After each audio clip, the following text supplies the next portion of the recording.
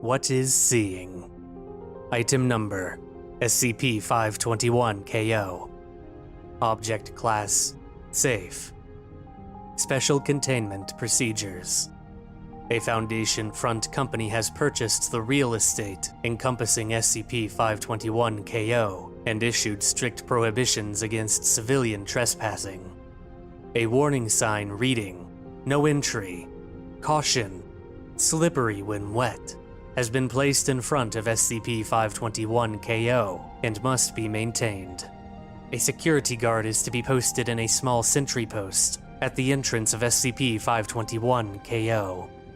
In the event that a civilian enters and becomes trapped within SCP-521-KO, the lighthouse at Site 64K is to project an intense beam of light toward the sea. Rescued civilians shall be interrogated and released following treatment with Class C amnestics. Description: SCP-521-KO is a jetty pointing seaward located in Mujin City, South Jeolla Province, South Korea. It was constructed in 1970 as a piece of landscaping art, and its wave-breaking performance is nominal. The surface of SCP-521-KO is usually wet, and slippery enough that walking on SCP-521-KO is often difficult.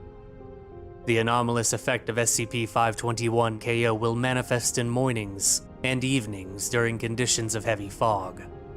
If an individual climbs onto SCP-521-KO and walks seaward during rising fog, heavy enough to obscure anything beyond their immediate vicinity, they will be unable to reach the outer end of SCP-521-KO, regardless of the distance traveled. Additionally, after traveling about 10 meters seaward, they become unable to reach the opposite end of SCP-521-KO, i.e., they can no longer return to Mujin. During high visibility, with no fog, this effect does not manifest. If the subject accesses SCP-521-KO from the sea, using a ship or helicopter, they can disembark onto SCP-521-KO's outer end, even during foggy conditions. However, if they walk more than 10 meters landward, they also become unable to return to the outer end. If a strong source of light emits a beam from any point towards SCP-521-KO, while a subject is trapped on it, they become able to reach the side from where the light originates. Consequently, if the fog lifts enough to improve visibility in either direction, the anomalous effect is also nullified. Thus, subjects trapped on SCP-521-KO only have to wait for the fog to clear to be able to return. However, for as long as the subject keeps walking on SCP-521-KO, the fog will not clear.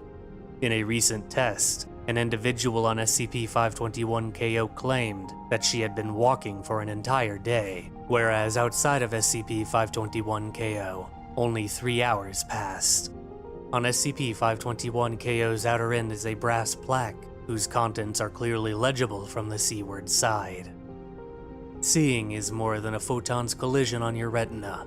When what you see is different, the world will be different. Are we cool yet?